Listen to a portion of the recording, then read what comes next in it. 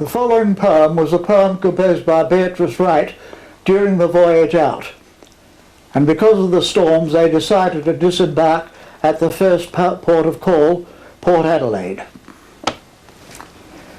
I took, when life's troubles wrung my breast, a pilgrimage to a foreign land, exchanged for England's loud unrest, Australia's fair and golden land.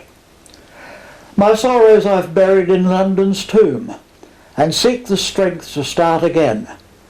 I pray and dream that my new home will be fair and calm in a shady glen, alive with the songs of birds and children, all hung with vines and roses white, and the sweet clinging tendrils of jasmine will close with the calm still night. But away with my castle building, my foolish dreams be o'er.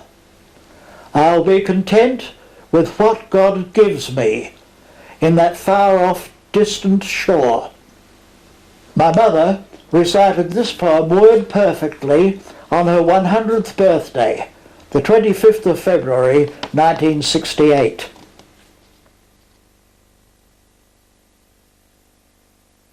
Okay, well, in the first place, we're all here because a most unusual set of circumstances, an accident, because my mother said to my father, when he was courting his first wife, Catherine Wright, Marx Cocking, I would never marry you if every hair of your head was hung with diamonds. Because she detested, but strangely, fate turned out that she was quite wrong. She did marry him, and the whole story goes back to take us to England, and one of the prime movers in it was this man, Uncle John Manning, and he was the elder brother of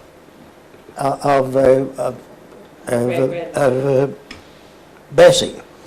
And John Manning was, our mother came from very good stock, very good family, because this was the home of John Manning at Forest Hill on the outskirts of London, and right up to the time of her death, Ellen Manning, whom he married late in his life, and she lived there with a retinue of servants and a butler and things like that. So the story begins with Bessie's husband. Mother doesn't know whether he was illegitimate or whether he was adopted, but his name was Augustus Wright. And according to Mother, he was an auctioneer, and Bessie met him when she was about 19, and they decided they would run away to be married. So they were duly married. I put my specs on and have a look at this part on here. They were duly married. James Augustus Wright was married to Bessie Dabb Manning on April the 19th, 1839. And it was apparently quite a romantic affair, because when Bessie married him, she thought it was great fun, and came home, and they said to her, "No, you can't come home here, you're a married woman." And so she had to go away with James Augustus Wright, and their first baby was born exactly 10 months after they were married, and he was the first of 11 children that she had and she died at the age of 36. In that time, she had 11 children. So you can imagine, and I worked it out, and there was approximately 18 months between all of them. So she was breastfeeding for 9 months, and then she was pregnant for for the rest of the time. So you can imagine what it was like. So at any rate, Mother says that at that time the job of auctioneer was quite a good one, and but then, whether it was right or not, but after that they bought a hotel, and at the time of Bessie's death in 1839 plus 1875, they were owning a hotel at Aldershot. So, Out of London? Mm-hmm. Was that in yes, that's one of the suburbs of London. The sound of Bow Bells? Yes, and the sound of Bow Bells. So that was the beginning of the part there. Well, I don't know whether put it this way. The ones we were concerned about were Uncle Gus, who was the first one, and then on Christmas Day, 18 months later, Beatrice Phoebe was born, and she later was to marry John Weston, and after that was Catherine Jessie. That was Dad's his first wife, and she was born 18 months roughly after Phoebe. And then further down the list came the next one that we can remember, our famous Aunt Bessie with the carrot-coloured hair, you might remember. And number 7 in the list was Ellen Maud. After that it went down, and later down the scale there was Alfred James Wright, and further down, about the next to last one down there, was Alice May Wright, and the number 11 to be born was called Mabel, I think she was Mabel Jane, and she was about 10 months or 11 months old when she died, but that was in 1876. Then, after the death of Bessie, the wife, the husband was enticed into marriage with a widow who had a number of children. Mother says there were 9, but we are there, so if you take that he had all of those children before and another like that, you can imagine was a pretty terrible household. And the story that mother tells is that she was quite brutal, and she was addicted to gin. So we go steadily downhill here. It's like mother's milk. So evidently, James Augustus Wright couldn't stand it any longer, so he just dumped the whole lot of them and decamped to the United States of America, and they never heard of him again. Coward. Not any of them. No, none of them. We don't know what happened with regard to the hotel or anything else like that, because there were no records. All of this happened to be just as Mother has told me and as I've picked up on the way through. So then the whole family was dispersed, and taking the ones by earlier on, coming back over this, the earlier ones had quite a good education. Now, Beattie, for instance, was taught music, and she was quite a proficient pianist. I can remember hearing her play quite well when she was in her late 70s and early 80s. And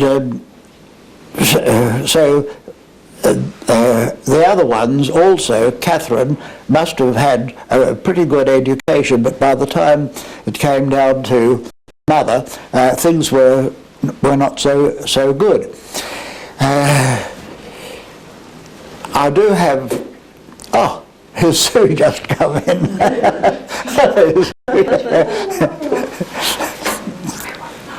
So now where was I? Oh, I know. Nana didn't have very good education. No, Mother didn't have education because Mother was born on the 25th of February 1868. So 1868 to 1875, Mother was only 7 years of age when her mother died.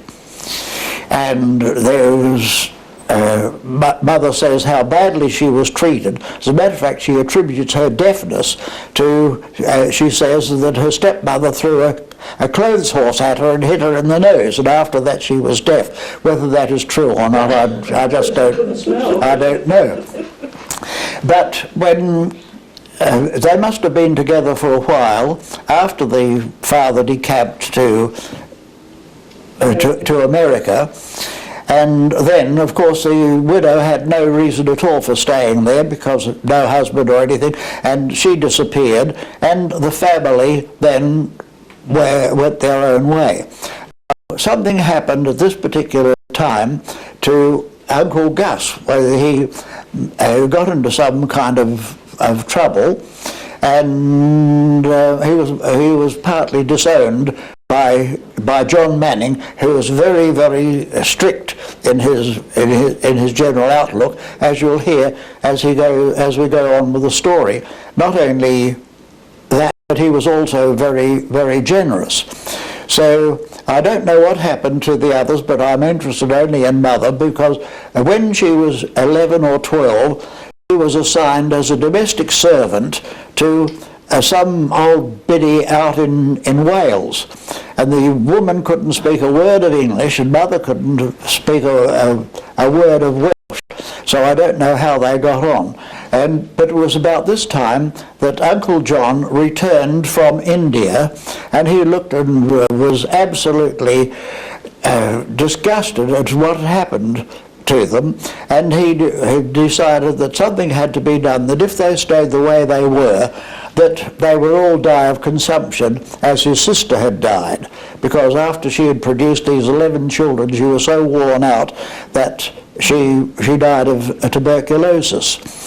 I do later on, when I get around to it, I have a letter which Auntie Beat received in 1880, sometime in that date, where Beattie had written to Aunt Jessie, and Aunt Jessie, I think, was the one who taught Beattie to play the piano, because there was quite a good relationship between Jessie and Auntie Beattie. Well, when he came, he saw the distress in the family, and he thought the only chance for them was to send them to the colonies. If they stayed in England, they would die of tuberculosis. So he got Beattie and Catherine and Nellie, that's Mother, and he arranged for them to come to Australia. So they left on, let me have a quick look at it here. Beatrice Phoebe Wright, Catherine Jessie Wright and Ellen Maud Wright, and they sailed from Plymouth, England on the 14th of July 1882 on the Corunna. And they arrived in Adelaide on October the 20th, 1882. Now there's some debate here on the reason for arriving. Mothers sometimes said that they arrived in Adelaide because the weather through the Great Australian Bight was so bad that Beattie, who was the head one, said to them, and now look, we can't put up with this any longer, we'll disembark at the first port of call, which happened to be Adelaide. But I think otherwise, going back to Uncle John, there that he chose Adelaide because it was a free, South Australia was a free colony, and there was still a good deal of trouble in New South Wales and Victoria, because it was only in the 1850s that they ceased sending convicts out to Australia. And with his background, he thought that if the girls came here to a free colony, no convicts at all, they would have a chance of, we'll say, making a respectable marriage instead of being caught up with convicts. And in addition to that, when they arrived here, there was £100 waiting for them, and £100 in those days was not too bad. So when they arrived in Adelaide, they naturally went to the Department of Immigration, and they were listed as domestic servants. So they were evidently looked around, and they saw there was a chance for them to be servants at the Marion, only about 5 or 6 miles out of Adelaide, and so they went to the Marion, and that's the reason that we came to be associated with the Cockings, with the Cocking family. Now, I don't think that they remained domestic servants for very long, because Beattie was quite an accomplished pianist, and she soon set up her own little area of piano teaching, moving around from place to place. And at that time, then she came and met and married John Weston, who had a good orchard at the Marion, Peach Grove. And so Beattie married John Weston, and then proceeded to have eight or nine children all the way. And Catherine set up her own particular shop as a dressmaker, costumier, and also a milliner. And Mother's job there was to sew on the buttons, do all the buttons and the buttonholes. Now, just a little bit further down the road was the family of the Cockings, who had a produce store, and I have to bring in that that part of it, because their story is equally interesting. Now, Richard Cocking had married a Mary Rich, and they had gone across to the United States of America. In fact, they were married at the Mott Street Baptist Church early in the 1800s, and while they were, he owned some land, had a small farm on the island of Manhattan. And their first 4 children were born in the United States of America. There were 3 girls, and then our grandfather was John Rich Cocking, was born there in 1839. Well, for some reason or other, I don't know what, I think it was because there was trouble in the United States, and there was a depression in the United States at the time, that a relation in England contacted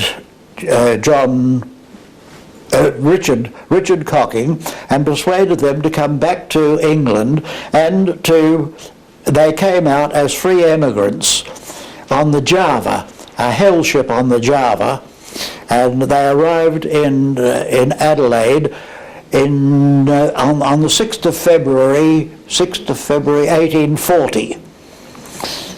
You are wonderful. 1840, and after a bit of trouble there, they received some charitable help, and according to a letter that I had from one of them, the same Richard Cocking dug the first well in Adelaide, in the centre of what is now Curry Street. But they were offered offered some land, could have, some say they're one of the city blocks, but Richard Cocking put his name down, was listed as a husbandman. So they managed to get a property at where the Flagstaff Hotel is now, just at the Sturt, I think they call the area, and the house is still, it was there up to when our children were born, because when we were going to and from Victor Harbour, I used to point and say, that's where your grandfather was born. That's, it's now a caravan park on the corner there. Well, Richard Cocking's first son, he had 3 daughters, and then son called John Rich Cocking. You see, after Richard Cocking married Mary Rich, and he put that name. So they moved down there and became produce merchants and so on down there. Now, that ties up to the part, because it locates the whole of the family down there in the Marion area, with Beattie marrying John Weston, and Catherine, the younger sister, fell in love with a chappie called George Sowerby.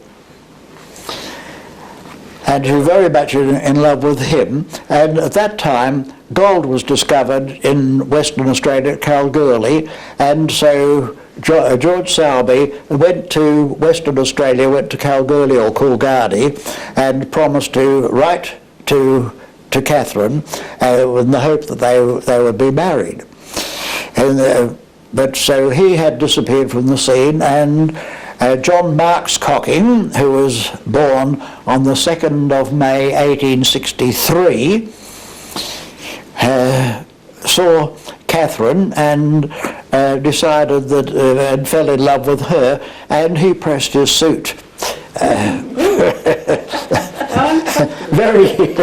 very strongly on her, but Catherine was not particularly interested at all, but she waited and waited and waited for letters to come from George Sowerby, and they didn't.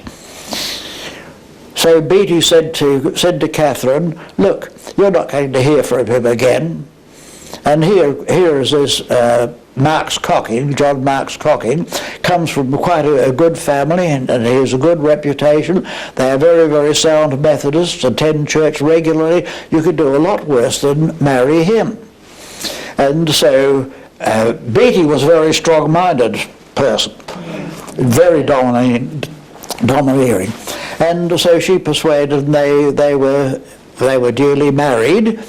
In Dad was 21. That'd be 1864, 1884. They were married, and by that time, I don't know what had happened, but at any rate, they had moved to Adelaide, and Dad was renting a house in Albert Street, Goodwood.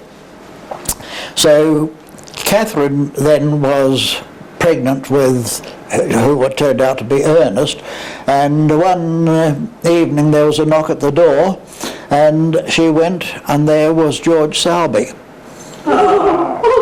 And he said to her, why didn't you reply to my letters?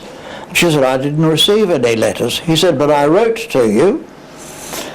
And Beattie had intercepted the letters, because she didn't want the family to be separated, intercepted the letters, and so she didn't get them, and she said to George Sowerby, look, George, I'm now married to Marks Cocking, and there's nothing that I can do about it at all, so there you are. Goodbye. And so he went. So we move on. Ernest was born, what did I say, 1884. He was born 1885, I suspect, 11 months anyhow after they were married. And we move on to 1888. And in 1888 there was an epidemic of typhoid fever. So, and it ravaged Adelaide, and Dad was very, very ill with typhoid fever in one room, and Catherine, who was pregnant with their second child, was in the other room there, and they were being looked after by an aunt of Dad's, Aunt Emma. And first of all, Catherine died, and while she was delirious, she said, "Mother, oh Marx, my poor Marx, what are you going to do now? I have never loved you. My poor Marx, I have never loved you." She died, and Dad recovered, and the Aunt Emma, who went to look, also got typhoid fever, and she died, so that Dad was left. Now I have to go back a little bit onto that as to what happened in between. Once Beattie was married and once Catherine was married, there was nothing that Nellie could do.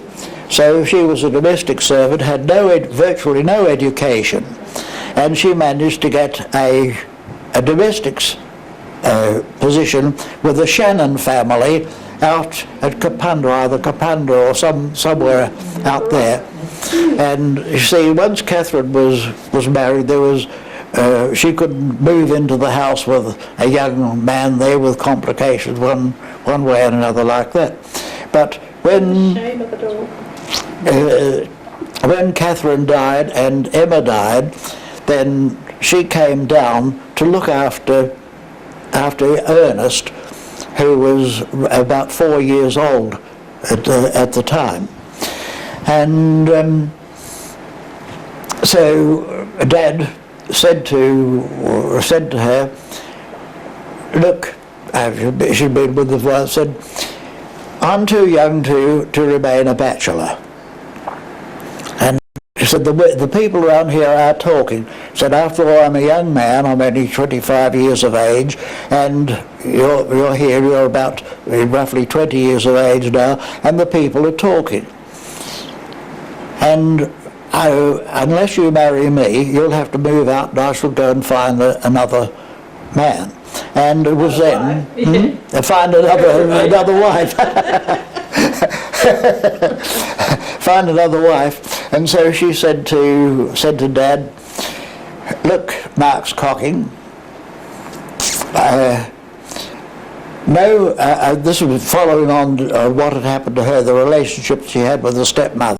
She said, "Marx Cocking, no strange woman, I will not allow any strange woman to become the mother of my dead sister's child.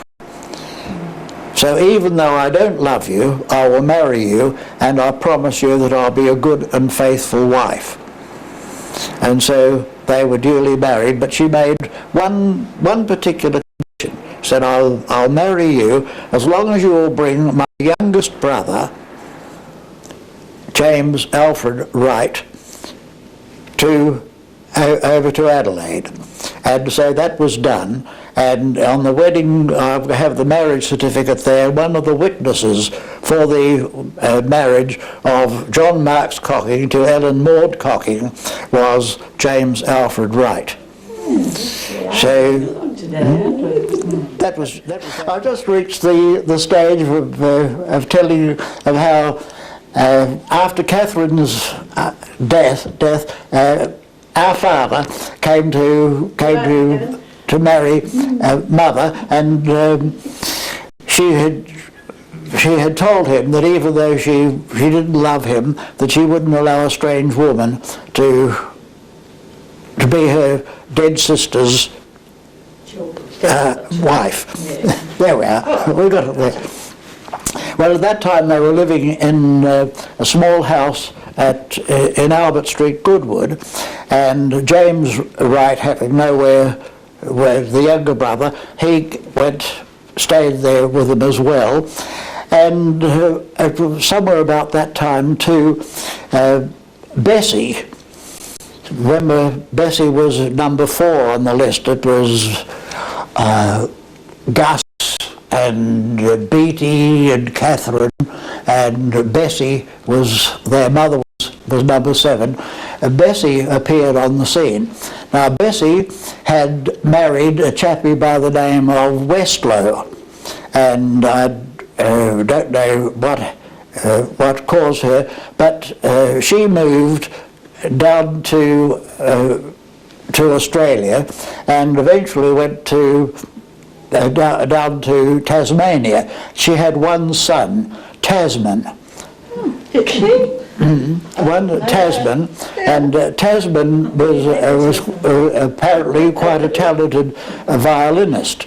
And then suddenly she dumped Westlow somewhere along the line and came up to Sydney, and Tasman was killed during the First World War by some Americans who were driving along Pitt Street in the opposite direction, and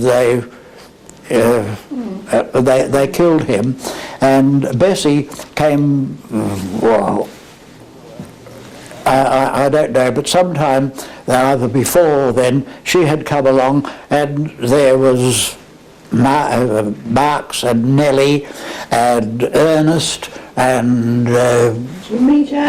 Jim and Bessie in the small house in Albert Street, and things came pretty tense there. Eventually Jim became a salesman or something, and he moved out, but Mother hated that part, living there, and so she went looking for a place to go.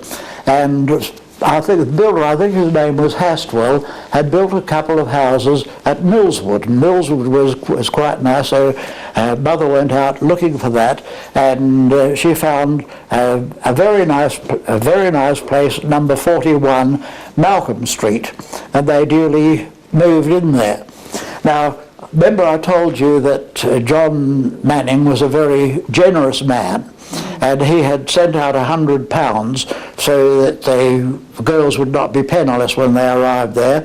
At this stage he sent out £500, and it happened that the people by the name of Wilmshurst, George Wilmshurst, was living in number 43 Malcolm Street, and his mother died at that time, and she had lived in Hampton Street, Goodwood. So George Wilmshurst, with his family, he said, well, my mother's property's become available, I'll move there. And Mother had always had her eyes on number 43 because it was a lovely block of land, and it was a corner place, and she always had something in mind for wanting a corner house. And so the money happened to come through right at this time, and she bought Battersea for £500. And Dad refused to have anything to do with it. He said, I will not move into that place with the trains rattling past like that. The whole place will fall to pieces with the rattle. And Mother said, well, you can do what you like, John Marks, cocking, but we are moving in there. So by this time, I'd better go back a bit and say there that in the meantime, Mother had three children. There was Claire Evelyn, a very, very, very, very difficult birth. It was so bad, in fact, that according to the report, that Mother was on the point of death, and they said to Dad, what do you want to do, save the child or save the mother? And he naturally said, well, save the mother. So the baby was put aside, and it was only a little while after that the nurse went along and said, oh, doctor, this child is still alive. And they resuscitated the baby, and that was Claire. So there, and then the doctor said to Mother, you are not to have any more children. So we can't be responsible for you. She was such a tiny person. That she couldn't have any more, so they didn't for 4 years, and then she had Linda, and apparently that was Linda Maud with an E on the end. Up there.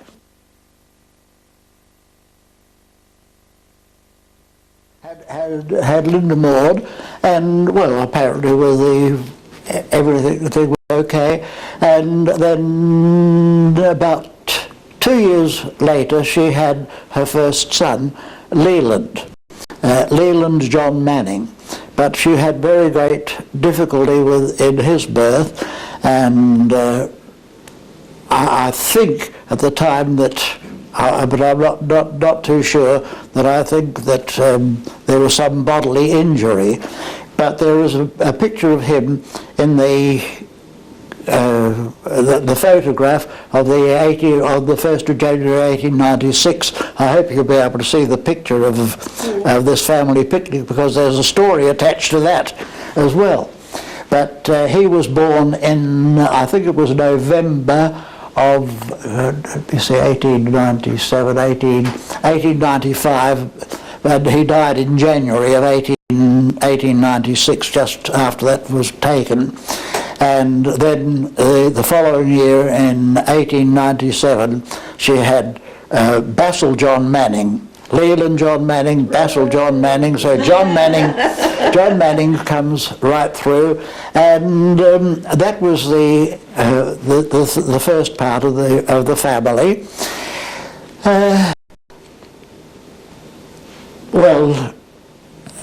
They were, put it this way, they were the palmy days that you had, because everything had prospered up to the time. They'd left the chaff mill down at the produce store down by the Flagstaff Hotel down at the Sturt, and by that time they had built a carrying company, Cocking and Co. Proprietary Limited, or Cocking and Co. I don't think the property, but they were travellers. They were carriers, and as far as I remember, Dad imported the first motor lorry into South Australia. It had rubber tyres, flat tyres, but I can't guarantee that, but it's just something that I picked up along the way. And they were doing quite well. Dad's younger brother, Alfred Burton Cocking, I'm named Burt, Raymond Burton after him, they were working together with the grandfather, and built up quite a successful carrying business. So much so that years and years later, when I went teaching to Clements Gap, kids came in wide-eyed, expecting me to be an Afghan. Because when the company folded up, the Afghans took some of these vans, and they used to go all the way up through selling millinery and things like that all the way through the country. And when they knew that a Ray Cocking was coming to school, they said, "Oh, he must be one of these Afghans." But that's anticipating what happened. But then at that time, Mother was doing quite well. Dad was doing so well that Ernest was able to go to the university, and as far as I know, he took up dentistry and he became a dentist. He worked. I've forgotten who he worked with there, but and also. Claire, that inherited from the Manning side of the family, she inherited a beautiful singing voice. She really was truly magnificent. I can still hear her singing. So she went through the conservatorium in Adelaide, and she knew Peter Dawson very well. She was along the ilk with Peter Dawson, and Linda felt that she was not in the same street as Claire, but but she went to Edward Reeves, or somebody by the name of Reeves, and did elocution. And she was quite brilliant, but she didn't realise the lovely voice that she did have. And it wasn't the soprano, but it was a very beautiful, a lovely mezzo-contralto. I never heard her sing. Oh, she sang most Did you? beautifully. Never. Oh, yes. But see, she was overshadowed by Claire. And as a matter of fact, the two of them very often went along to the prison to give concerts to the prisoners. It was part of their charitable work. And so things were going very, very well. With regard to Basil, I don't know very much about him. The strange thing is that none of those people ever told me anything of what happened to them while they were growing up.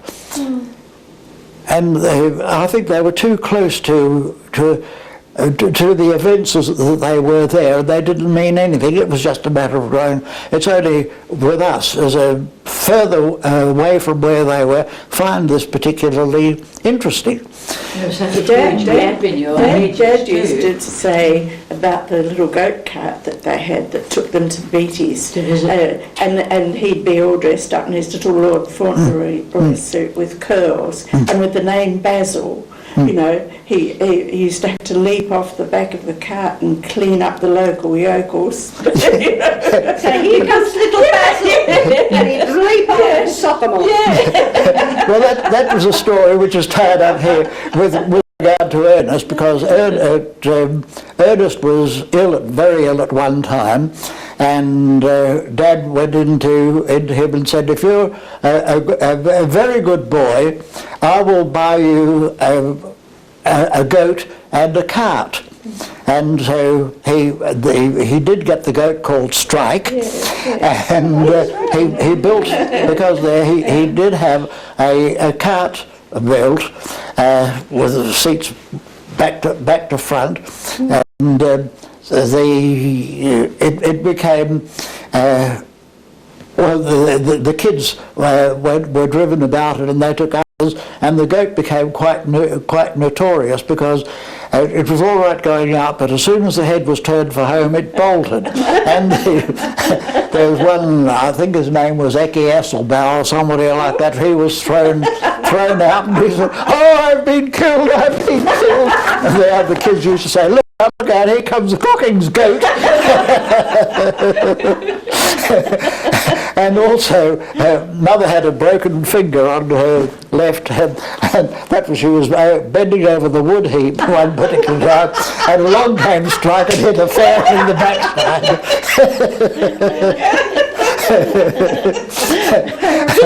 Anyway, they lost all their money. Yes, well then Bert was married to Annie. I don't know her other name.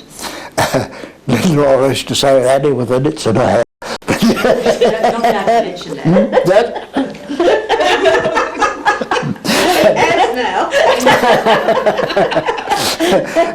But Bert died, and the proper Which is Bert? proper deeds had not been drawn up with the partnership, and so the widow foreclosed on Cocking and Co. And that was around about 1900. This happened, or maybe a little after that, and things went downhill, and it was then, about then, Dad founded what was called the Australian New Zealand Trading Company, which was a fish shop in Pitt Street. And things were after this. Pitt Street, Adelaide, not Sydney. Oh no. Adelaide, yeah. Yeah, Pitt Street in Adelaide, a narrow street alongside what is now the theatre, what is it? Her Majesty. Her Majesty used to be the Prince of Wales. Before that was the Tivoli or something like that. I've forgotten that now. And so he started from Tours there, and so the century changed, and around about 1910 or 1909 it was, a very devastating event occurred that I was conceived.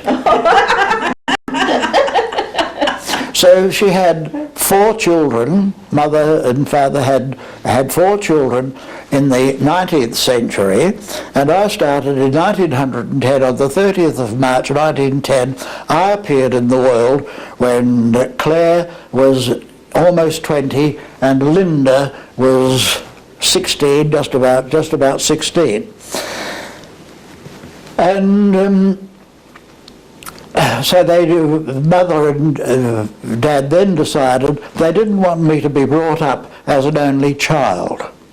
So they had the idea that they would have a companion for me. And Mac was born 14 months later on the 8th of June 1911. Where was Dad in that time? Your dad was born on the 22nd of February 1897. Well, how old was he when you were born? 13. Oh. So there was 13 years, and I could barely remember Basil, because anticipating a little bit, when he was 17, the war broke out in 1914, and Basil put his age up, and he went into military training. So I was born then in 1910, and Mac born 1911, and I can't remember any of those particular. Oh, I can remember something. I can remember Ernest. Oh, he was a proper bastard. Oh God, he was terrible. He a practical joker. He terrified Claire and Linda by painting a ghost on the window blind. When they pulled the curtain back, there was a ghost. With regard to Mac and me, at Battersea, we had a big cellar, and and also we didn't have electric light then. We had gas light. And Ernest, one particular night, we looked up and we could see a headless man coming down the towards us. Ernest had put the coat up over his head and put cotton wool painted with red, and under the gaslight, and Mac and I had hysterics. We looked up and we saw this headless man coming towards us. Oh! I could still see it. Mother was not a bit amused, nor the other, so the only way they could do it, they pulled up the cellar lid and pushed Ernest down and put the lid down on top of him. And I can remember Nana saying you had a toilet outside which was just a hole, and he was always told to stick his elbows out when he went to the toilet so he didn't fall down, and he hid and said, help. Mother went tearing out. What a little brute. what an imagination. Well, then at this particular, at this time, then 1914 came along, and Claire was 20 at the time. She goes with the years. She was born in 1890 on the, now wait a minute, September comes in. Yvonne was born on the 16th, maybe? Yes, and Ernest on the 12th, and Claire on the 9th.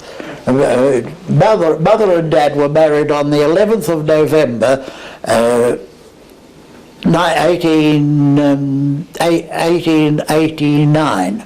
Yes, 11th of November 1889, and Claire was born on the 9th of September 1890. That's right. So came, Claire met an Albert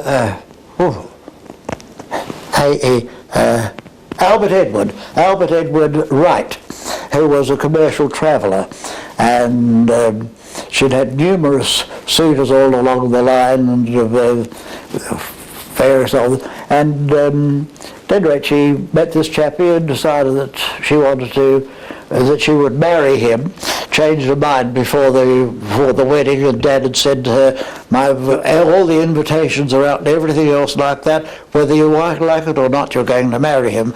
So on the 6th of August, war broke out on the 4th, on August the 6th, Claire was married to Albert Edward Wright.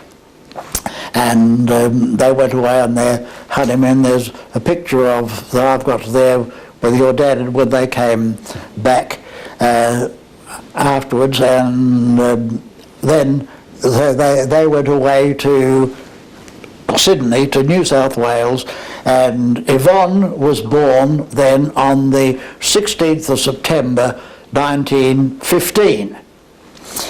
So Dad and Mum went home, and they were so thrilled at getting their eldest daughter off their hands at a very successful marriage, as they thought. So they indulged themselves that night, and 9 months later... used to say, jig-a-dig. Yes. 9 months later, on the 27th of May, 1915, Nancy Edith Cocking was born. And so that made the trio that we have now. So there were the 4 in the 19th century and the 3 of us in the 20th century. And you might mention the age, Nana. At the age, yes. At the age of Nana, when I was born, Nana was 42. She was born in 1868. I was born in 1910. So she was 42, and Dad was 5 years older, so Dad was 47. So then you add 5 years on to 1910, and 5 years on to 42, and Mother was 47 when Great age. Amazing. when Nancy was born. And if I don't go on calling her Nancy, I'll have to mention her as Monica, because Nancy inherited both the best and the worst of the two families. For the best of it was that she inherited a voice practically as good, or if not as good, as in a different way, as Claire. And she went on to make a name for herself, not only in Adelaide, but in London, in England, and particularly in the United States of America. And here's the difference in a generation, because, I haven't mentioned Aunt Alice.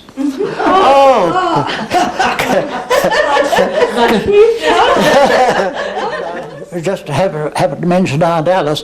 She's a story on her own. It's in relation to Claire. I can remember my first set eyes on Aunt Alice. Aunt Alice had trouble with her aspirants. She always put them in the wrong place. She once saw George Wallace throw his hold at him. His whole at him? Yes.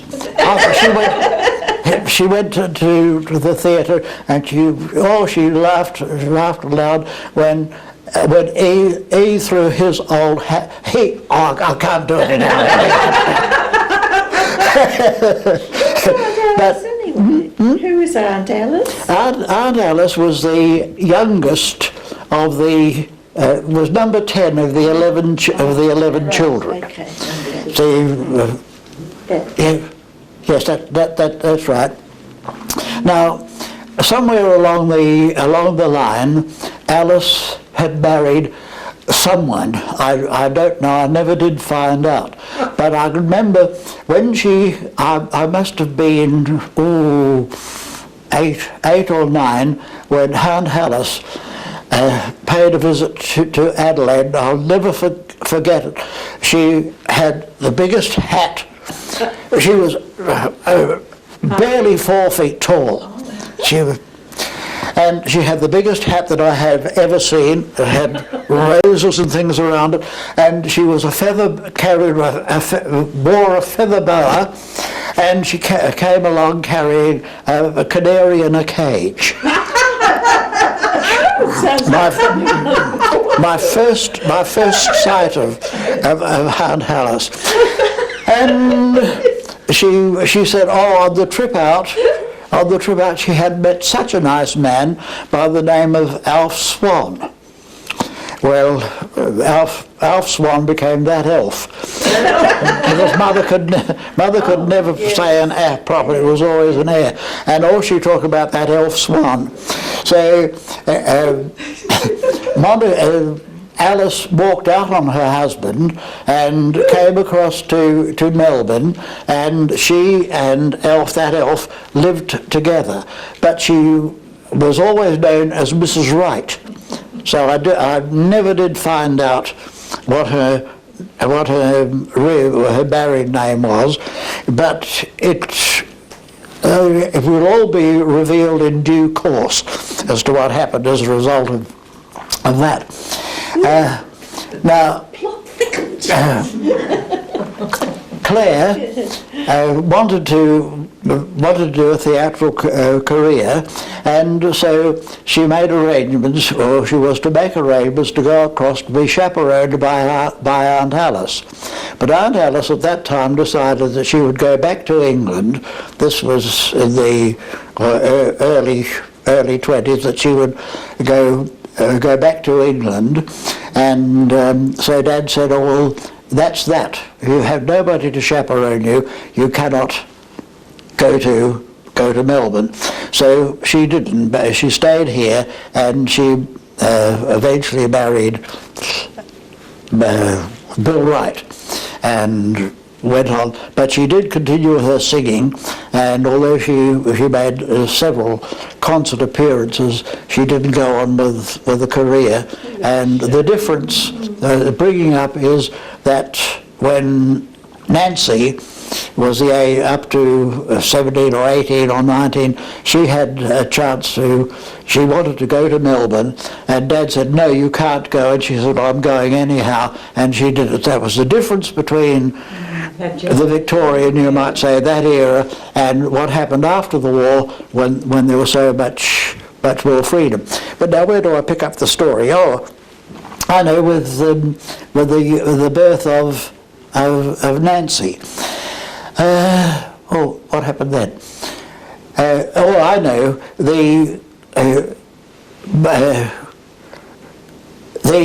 we nearly lost Battersea because of the closing down of the carrying business, and Dad setting up, and the widow foreclosing, and it was just a very good friend. I think his name was Fred Bowden, who was a solicitor, and he just managed to save Battersea because there was, because of the widow and the claims that the widow made, and so the palmy days of the family had gone. Really, the younger ones that at that particular time saw the good times, and Dad had to start up then with regard to building up the fish shop, and he did. He graduated from Pitt Street around into Grote Street, yes, into Grote Street onto there, and then along came the Depression, and Dad was not a good businessman, and well, at the time he trusted people who really meant the best, but they all went through, and it was eventually Dad had to give up altogether, by which time we had grown up a bit, and we can come to that. But with regard to your dad, Ray, and Maxine, he put his age up, and he enlisted, I think it was the 32nd Battalion, could you remember? Yeah. The 32nd, if I remember rightly. Yeah. And he went across first of all to Egypt, and then he went to France, and he was severely wounded, very, very badly wounded. And I can remember when he came back, the hole that he had in his back, and you could put your fist into it, and it affected him. I don't think I have ever heard him say anything at all about his war experiences. He went back to England and visited with Uncle John. Yes. Yeah, I knew that. Oh, that's... But then he was sent back to France again when he Yeah. recuperated. That's another bit that thanks for reminding me about it, but about Uncle John, because he keeps coming into it. Now, he was very generous too, that all of the nephews who went to the war received £100 from him. And your dad used that £100 to buy the block of land at Clarence Park. And so that was it. And I know that some of the Western boys who went also received the £100, which was quite a deal of money in those days. So where we got up. And of course, I suppose when Grandpa was going bad in the fish business, that's when our father came in. Yeah. And managed it. Yeah. See, what I remember about Brother Basil here is that after the war he went into worked at the repatriation, Yes, and that's where he met your mother, Edna, and then when the fish business went through, that would be, let me see, I was teaching right in it would be roughly 1935, 34 or 35, and Basil and Mac, Mac went straight from school into the fish business with Dad, and when that went through, they took my car, which was a Chevrolet 1929 or whatever it was like that, to deliver fish. And I had to hose it down at night to take my girlfriends out. Yes, right. I'm getting a long way away from the story of Nana, aren't I? As far as that goes. Anyway, it's so Battersea. It is, mate, because Mother went through this time, and it was the unhappy time that I remember of my life, because they should never have married. If every hair of your head was hung with diamonds, I would not marry you, but I'll be a good and faithful wife. And she stuck to that. She did. She had a temper such as you have never known. But Dad, as a matter of fact, if you go to Battersea, you might even still find the axe mark on there. Oh yes, she went to attack him with an axe one night. Was he chasing around the bedroom? No, straight up the passage. Jack Wright was there at the time, and he said, "My God, I've never seen anything like this." But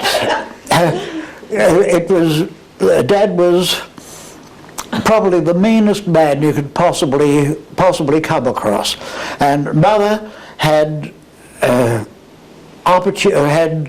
talents which. She was absolutely marvelous what she could do, and she was the driving force. Dad was never there to support her. He kept her down to £2.12 a week.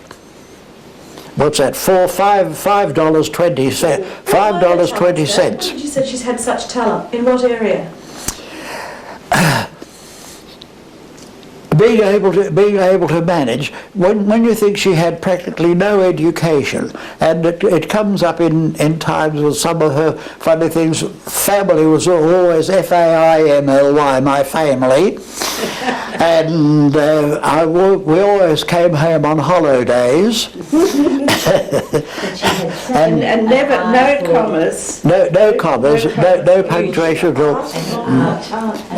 We ate asparagus, and vacuum cleaners were used, and funny little funniosities like that. But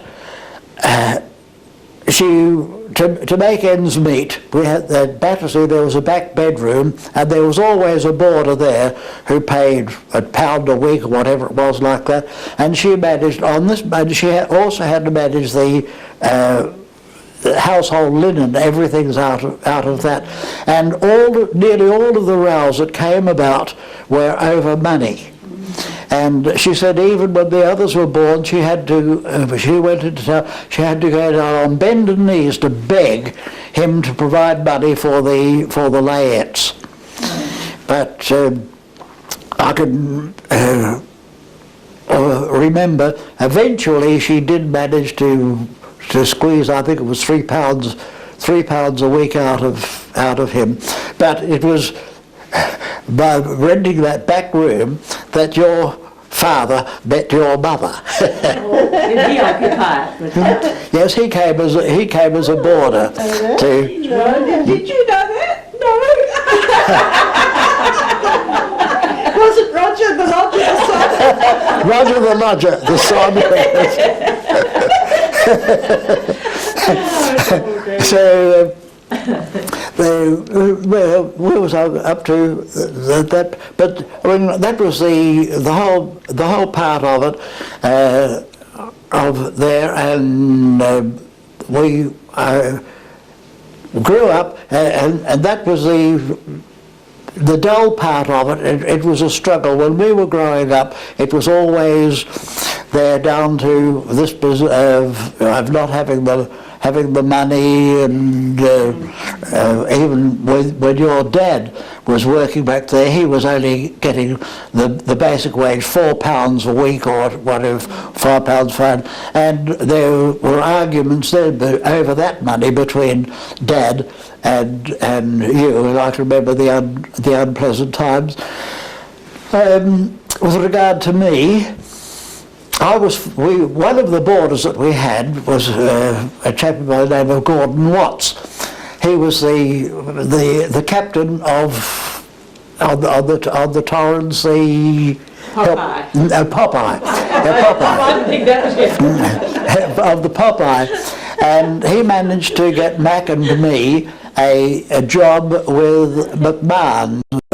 Pat McMahon's, who they were sporting agency. Mac lasted there for a few weeks, and I went on until I first went out teaching, and I started off at 5 shillings a Saturday and finished up with 12 and sixpence every Saturday. That's why I don't do any sport now, because I didn't. But I put myself through high school, Teachers College.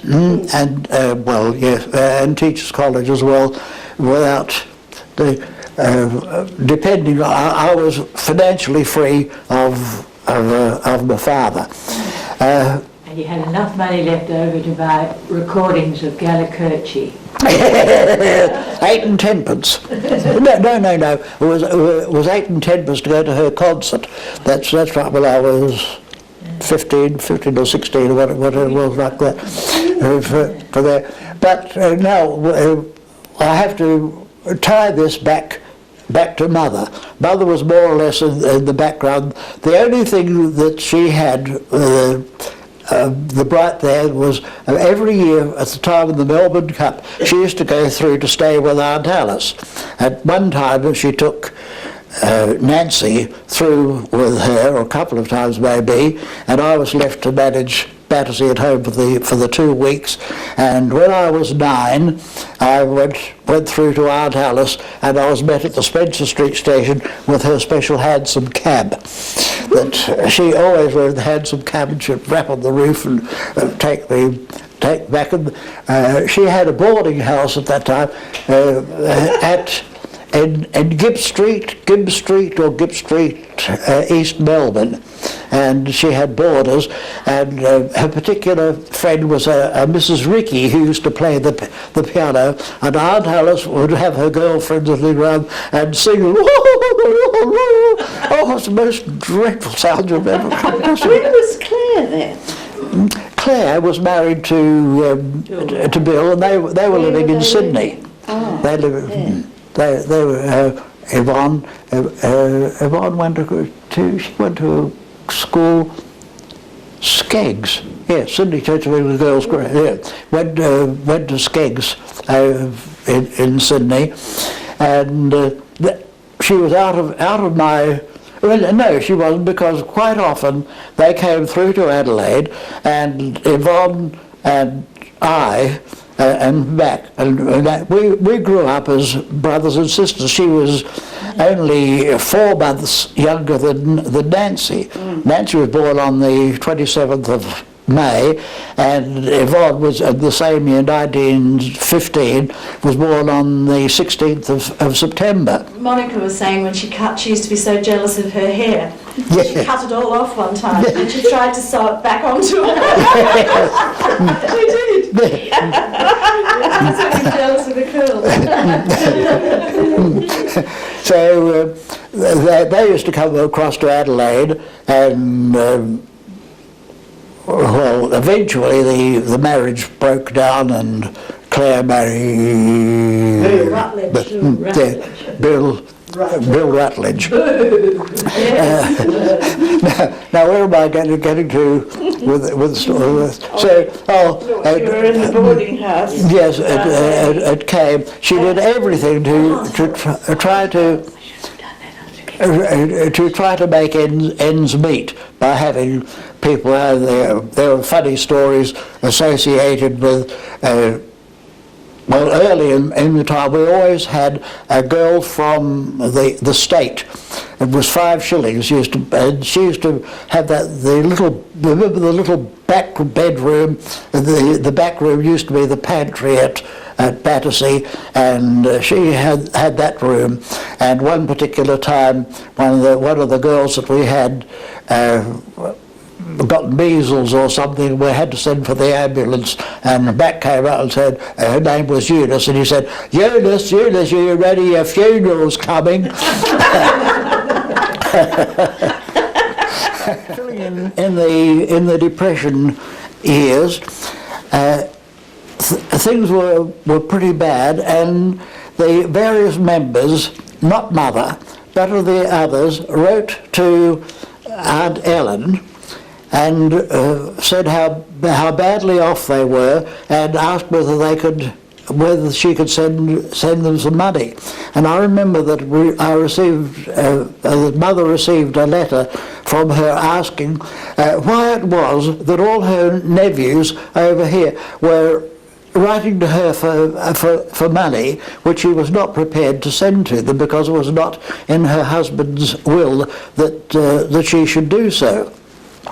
Then Uncle John died somewhere. It must have been about 19. It was after the First World War, about 1922, and she remained alive until 1936.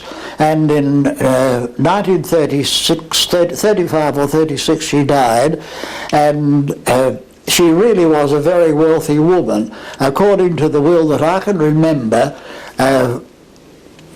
the fortune was worth easily over £200,000, and he had. Uncle John had left all the money to his wife to be distributed on her death entirely at her decision, at her will. And because so many of the Westons and others and Uncle Jim had written to her asking for money, she cut them all out, and from the will she sent £8,000 to Australia, and she sent them to Beatrice, mother, Beatrice and mother, and Bessie and Jim. And there were two left out. That was Gus and Alice.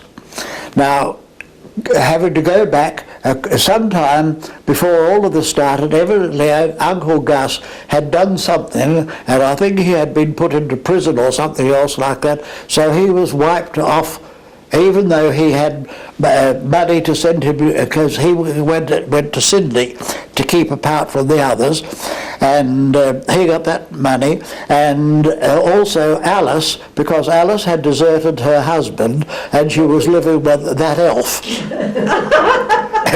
That elf, so that she couldn't, she didn't appear in the money because it was at her Aunt Helen's discretion. Now, Mother was so upset at that they'd been left out, that she demanded from all of the others that they give £200 each from Beattie, herself, and Bessie, and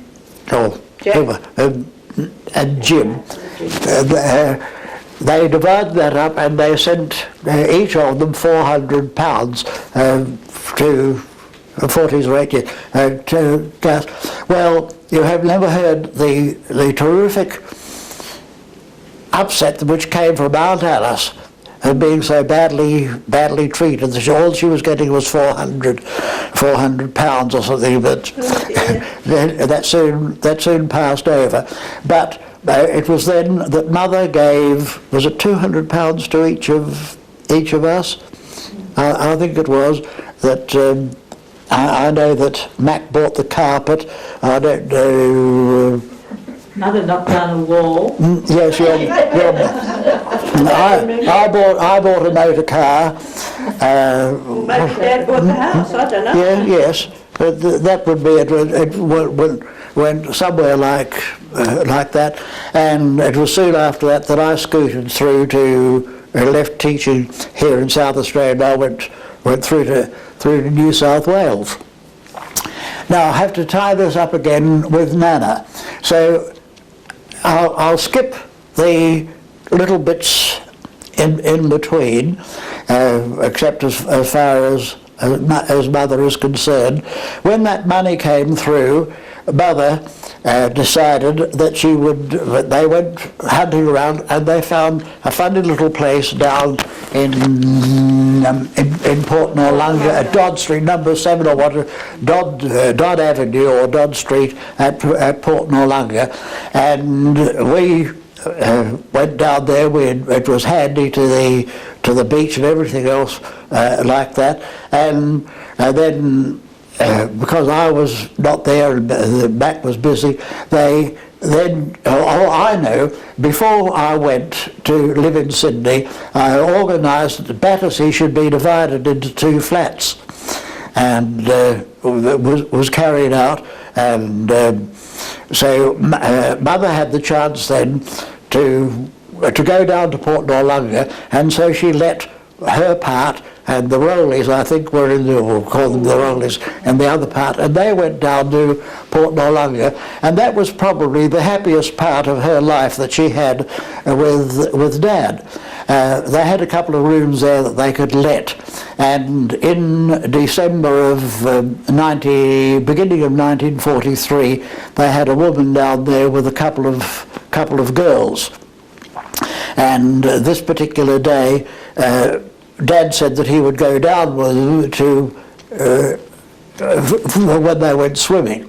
That was on Tuesday, the 12th of January, 1943. Show off. I know that because Philip walked on Sunday the 10th. And girls went in for a swim, and they were caught in a rip tide and carried out, and Dad went in to try to save them. Well, whether his heart gave, he was a pretty fair swimmer, whether his heart gave out on him or he was drowned, we don't know, but he did drown, and then you had something. our mother was still down there, Yes, and Maxine, on her own. yes, And the family thought that Eric and I should go down and keep her company. So we went down on Eric's motorbike, and we went swimming at Moana every day, despite the fact that Grandpa had drowned. But Nana used to just say, "Hello, dear," when we'd stagger in the door. Yeah. well, it became impossible for her to stay there, and so then she went back again to the half of Battersea, and she was close to only a couple of minutes away where daughter Linda was living, and Linda religiously did it twice a day, came down later on in life anyhow to see that she was Nana was all right in the morning and that she was safely in at night, and also the Rowleys looked in and so that she was perfectly safe there. And you might say that this, after Dad's death, came the second palmy tide of her life, because Mac was very prosperous, and he made sure that Nana had her supply of brandy. And her hearing aid. Yes. And Coopers. And her Coopers. Yeah. And her Coopers, yes. Baby in every bottle. And also it was just when Philip was quite a small boy, only about 2 years of age, that would be, 1943 or 44, that she had a hearing aid. And we can remember quite well, she said, "Oh, this is marvellous. It's the first time I've ever heard my grandson's voice." Yeah. Yes, we sort of forgot that Nana was terribly deaf. Yeah, she was terribly deaf. So then, also, Mamie and I were living in New South Wales, and several times she came up to visit us when we were living in Ballina. She came up here, that was in the late 1940s, or beginning, might even in 1950, and we had our car Alexander, and she came up to stay with us, and before then, while we were in Sydney, she came over at the time and looked after me when Philip was born, and we have a picture of her nursing Philip when he was only a couple of weeks old, and then we have also a photo of her when she was present at Philip's marriage, when he was married, in 1965 when he was married. So we've got those parts. In between, she came over to visit us when we were up in Ballina and in Maitland and in Sydney. She visited me in Melbourne. And visited you in Melbourne, and she frequently went across when Monica came over at one particular time and sang in the Melbourne Town Hall for the Shell show. She was in Melbourne with Claire and Bill, and she made several trips to stay down with the Blanches down when they were down at St Leonard's. At St Leonard's, and all the way. So she had all of that time to enjoy herself without having Dad, and there was no restriction upon her at all. And probably the best time of the lot was when Mac was married to Shirley and they were living at Netherby. And they had that lovely home there and a swimming pool, and by that time there were numerous great-grandchildren, and we all assembled at Mac's place, and I can still see Nana sitting out under the Hills hoist, which was covered over, and she was surveying all of these. There were the various nephews and nieces, even the Blanches came across. I can remember Yvonne and Arthur and David and Michael and Bays, and there were all of young Philip and Richard and Rob and Sarah, and of course you had David David and Carolyn, and also Carolyn and no, not Lindy and Andrew. yes, Lindy and Andrew, and we were all together there as and I had our 3 kids over here. I'd forgotten those, Philip and Rosemary and Sue, and it was a lovely, lovely time. It was a happy time, wasn't it? Mac was the most generous host. Oh, the prawns and the things like, and Shirley was absolutely wonderful, wasn't she, as a hostess, looking after the family. And Mother, Nana Cocking was the presiding duchess. She really was. Everybody kowtowed to her, and she absolutely loved it. At this stage, she was indulging her love of the Gigi's too, wasn't she? Well, yes. Do you remember the one particular time when she went to the went to the trots, and she put it on something, and then sat down, and she went to the bookie afterwards and said, "Oh, what did we?" And he said, "Oh, so and so and so," and he started peeling off the notes and said, "Now you be a good girl and don't you go straight home." So she went back to Waldene and came in the front door and came down the Monica was over because Auntie Monica talked about that. Throwing her money everywhere. So that was a time, and then also, of course, the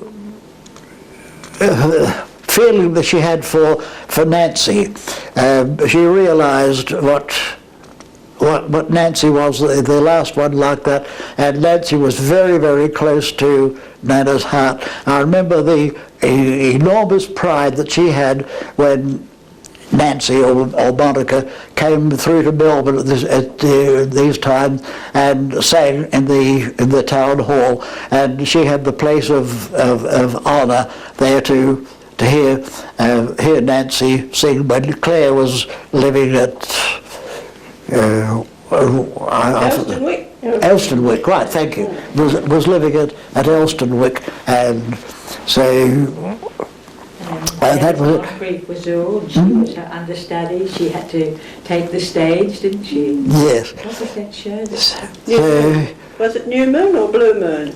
Blue Moon. It's the one with at 17, he falls in love, white man. That was that Blue Moon. I don't. It was. I don't have the song. Does it? Gypsy Baron? No. I think I'll have to draw it pretty much to an end, because we're well and truly into the parts where Mamie and I have had our family and things like that, and Nana is now getting on. She's visited various members of the family. She's had a good time, and things are now leading up to her 100th, even though she had an operation for gallstones when she was 97. She came through that, and Phil said to her that she could go, her doctor, Phil Good, said, "Nana, if you want brandy, have it. At your age, it really doesn't matter." So she did. She took him up. Yes, that's right. She took him up on that. So came her 100th, and Brother Mac certainly did a most wonderful job. He sent out invitations, gave it to from. Well, this is just one sample of the things that he sent to everyone, and there was a magnificent gathering at Wandine at Linda's place in South Australia, and as many of the family as possible came there. Monica, or Nancy, or Monica, at this time, after a family tragedy over here, was at the time living in Sydney, and so I was able to get a couple of days leave from the education department, and we flew across. And You? Come on. and Monica and Nancy flew across. Unfortunately, we had to leave Mamie behind because and Sue, yes, and the family. At any rate, as many of the family came across. Let me see. I remember Yvonne and Arthur and David and Michael and Bays were all there.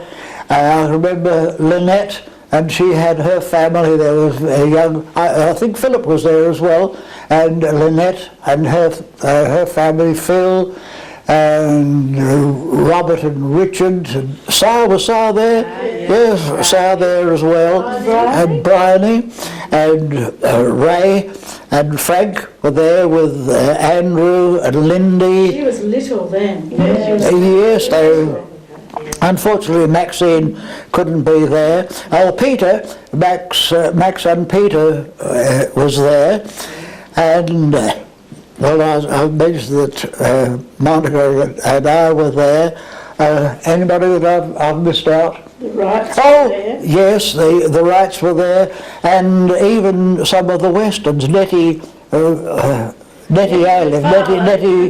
McFarlane had been there, and also one of the Westerns, Reg Weston, and they were, well, it was a big show in the afternoon. Well, as you'll see from the tape that we have, the famous 1927 Chev, Beck had done all the organising for that, and the afternoon, it was stinkingly hot on the 25th of February, and we were out in front of Wandine when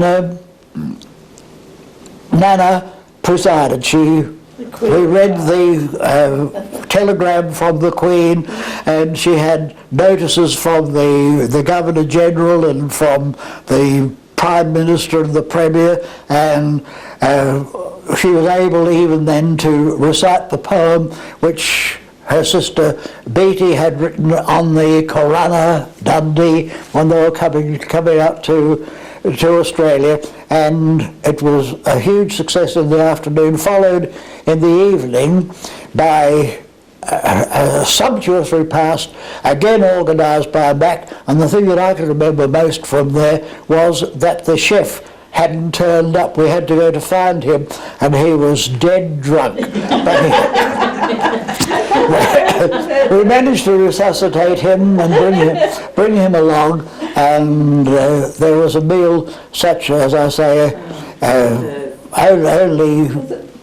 only the family could provide, and it was a highlight, followed in the evening again by a reunion of the family, and that was Nana Cocking's 100th, something I think that we'll all treasure and we'll all remember.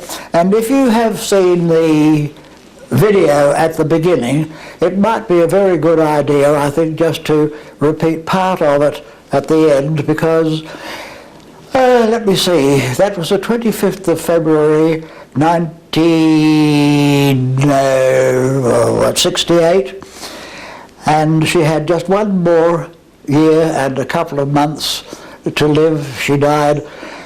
Max was born on the 8th of June 1911, and Nana Cocking died on the 8th of June 1969.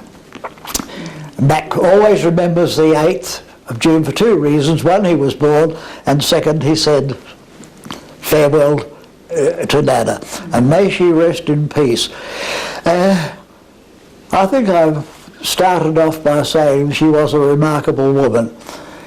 She truly was, not only for what she achieved in her life, but for the terrific amount of love which she engendered among all the people. I know that my three children, Philip and Rosemary and Sue, talk with the greatest of pleasure and the greatest of love of Nana Cocking. Because she listened to everybody. She thought ill of no one. And she was a very, very wise lady in her aspects and all the way that she looked upon life. Well, here we have Nana on her wedding day, the 11th of November 1889. And this is the man she married, John Marks Cocking, a handsome young bloke in his 20s at the time. We move now to the 1st of January 1896, and this is a gathering of the Cocking clan. The ones relevant to us are down in the right-hand corner. You can see John Marks Cocking reclining, Nana just behind him with the infant son Leland, and just between them there's Linda, aged about 14 months. At the back there is Julia Marks Cocking, Grandpa Cocking, and Bert Cocking just behind there, after whom I received my name of Raymond Burton. Aunt Becky is in the background, and behind that again you can see the driver Bert Cocking. Seated at the driving seat is Ernest, and two along from Ernest are Claire.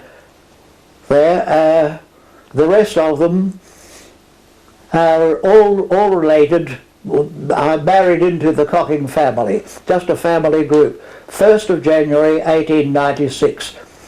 Leland, whom mother is nursing, died only a few weeks later. The palmy days of the family.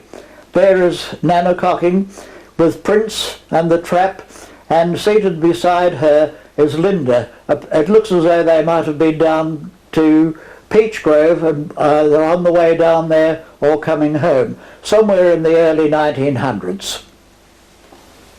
A picture here of Claire and Linda at the old shade house that used to be just in the corner of Battersea.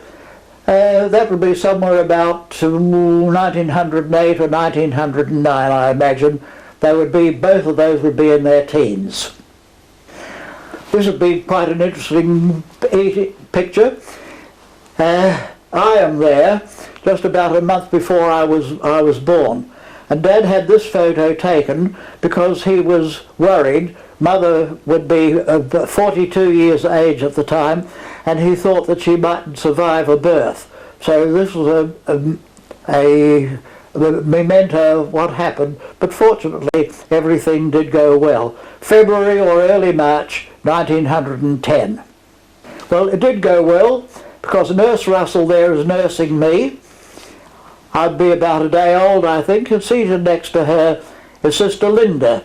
At the time she would be about 15 years of age. Sister Claire, after her wedding to A.E. Bill Wright. They've just returned from Perth, I think, or just after their honeymoon. This is in 1915. I am there and Brother Mac, and between Miss Cowley and Claire you'll see Brother Basil just before he enlisted to go to the war. And here is Basil in uniform, 1917. He put his age up so that he could enlist, and away he went. He was badly wounded in 1917, and you'll hear more about him on the video.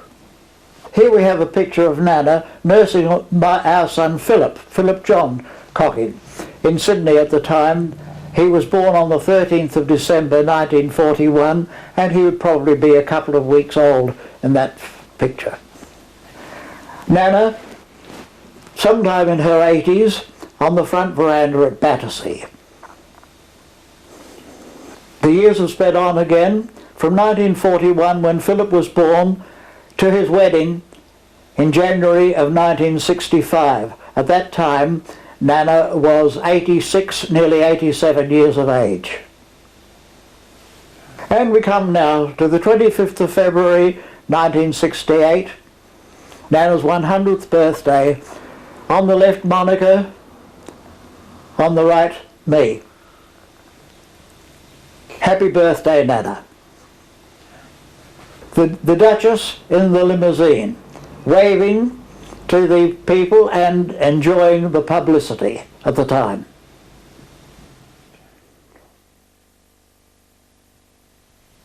Well, well, and here we have Naughty Nellie, 100 years young.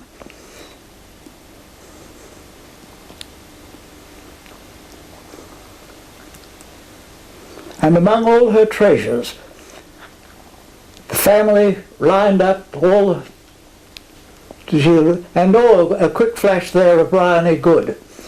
There we have Nana, aged 70.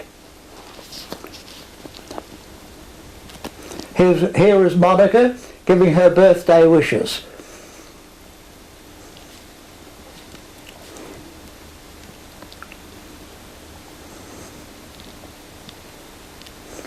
And a glimpse of the Duchess herself.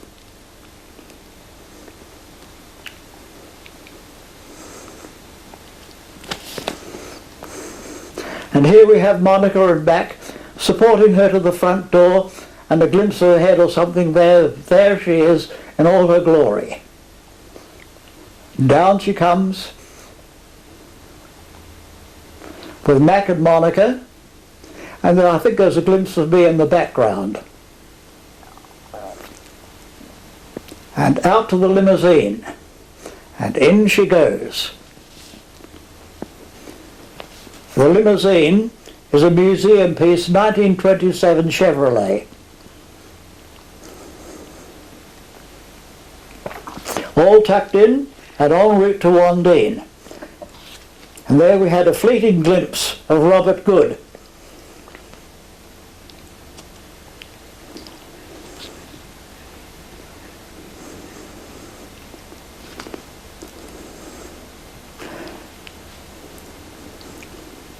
And now the car turns into the driveway with the waiting crowd.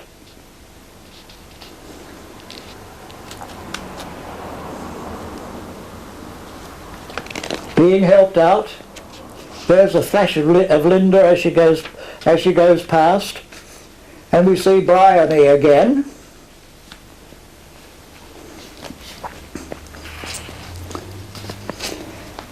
And the admiring group waiting for her to settle down.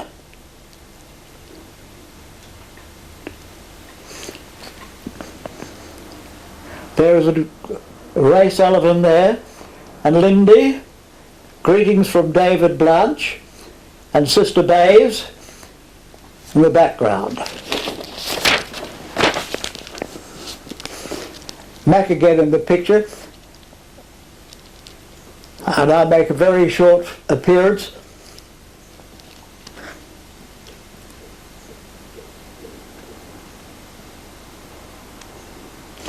And here we have Nana reading the telegrams from the Queen and the letters of congratulation from the various dignitaries all over Australia.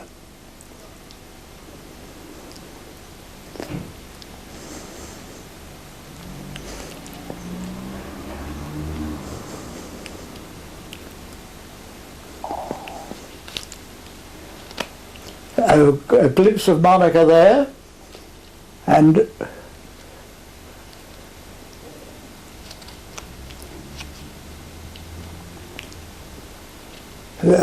Robert and Richard Good.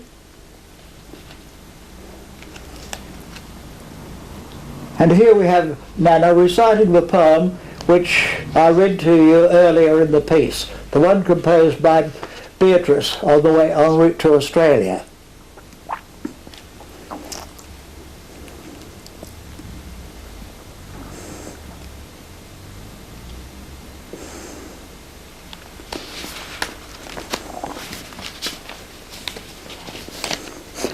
A glimpse of Mac there.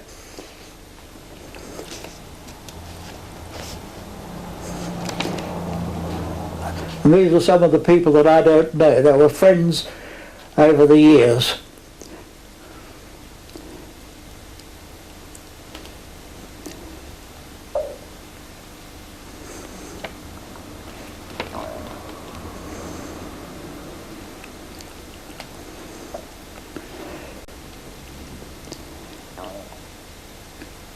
There we have one of the Michael or David. Michael or David Good, and in the background there we saw Arthur Blanche and Robert, And David, Katie Chidder. Bays.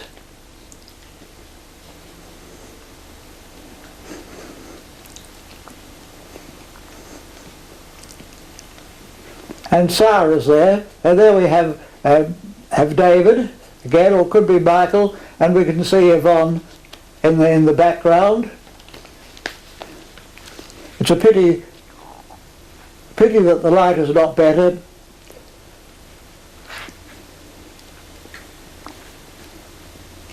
There is Yvonne.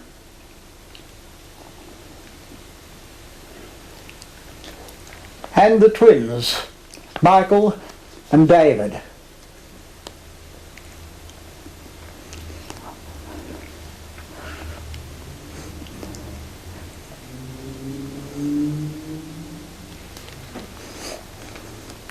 These are friends of Mac. Oh, I think that was Bryony again there.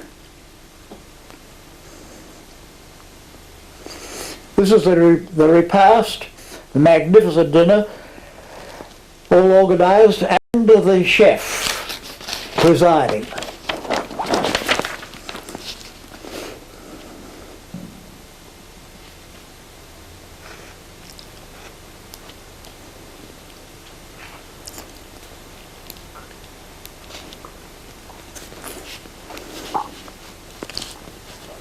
It's a pity there's so much of dull lighting here.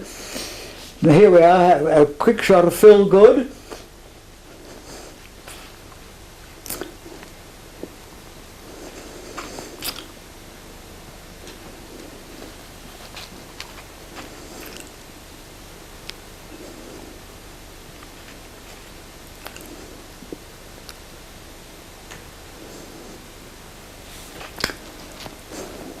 Another one of Mother there, seated in all her glory.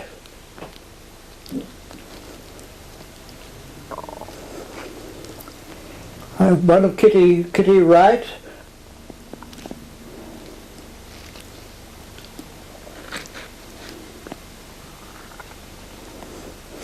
And there's Kitty Wright down there and Nettie McFarlane.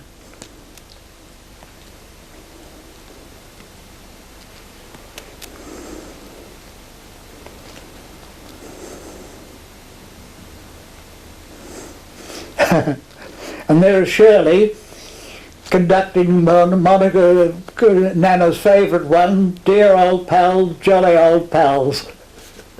A signature tune for her.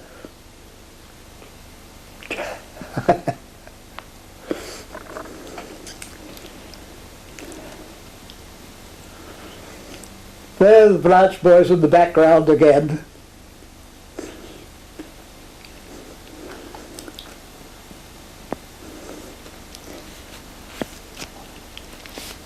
It's not very clear here, but this is part where Ray Denise is singing for Nana.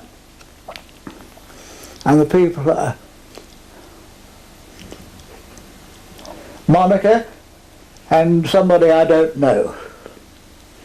And there we have Philip Good and his girlfriend at the time being.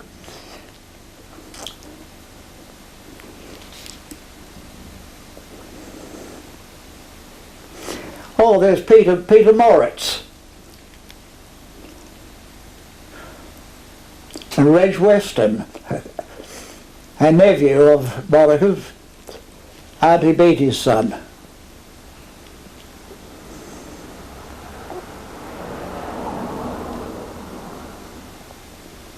Monica and, oh, which could it be? I don't know which of the Blanche boys it is there. Mac about to open the gift bottle of the Magnum of champagne.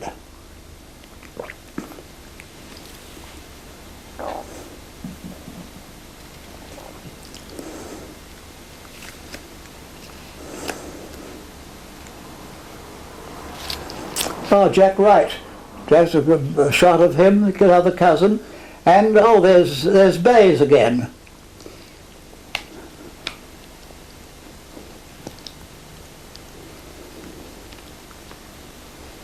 I don't know those two, I can't pick them. Strangers to me. Mother, or Nana, the birthday cake.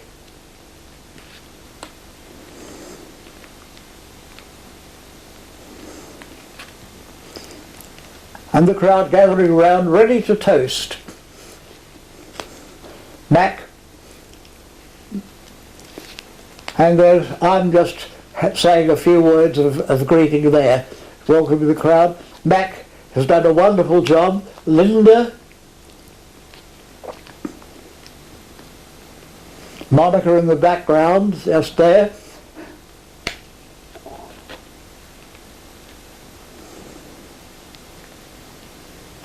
Toasting, and you can see, have a quick glimpse there of Edna. That's Ray Denise's daughter.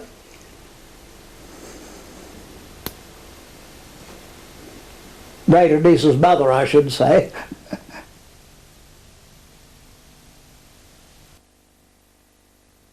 Perhaps the greatest legacy from Nana Cocking and her Manning connections is the gift of the truly remarkable female voice. Unfortunately, we don't have any recording of Claire's operatic talents, but with the following offerings from her daughter Nancy, that is Monica, and granddaughter Ray Denise, you may see what I mean. As to future generations, well, who knows? And now, ladies and gentlemen, for something new from the hit show South Pacific, Cass Franklin and Monica Moore sing Some Enchanted Evening. Thank you, Phil. And you're enchanting to me. Oh, thank you, dear. Some enchanted evening, you may see a stranger. You may see a stranger Across a crowded room, and somehow you know even then that some way you'll see her again and again. some enchanted evening you may hear her laughing.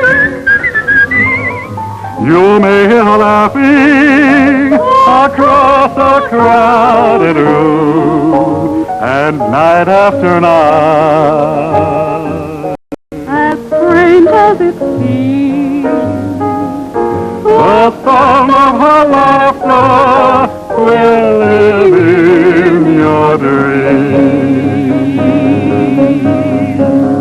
once you have found her, Never let her go. Once you have found her, never let her go.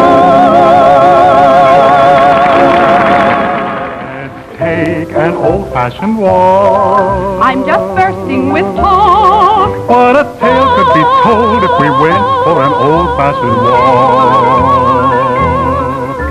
Let's take a stroll through the park, Down a lane where it's dark. and a heart that's controlled may relax on an old-fashioned walk. I know for a couple who seem to be miles apart.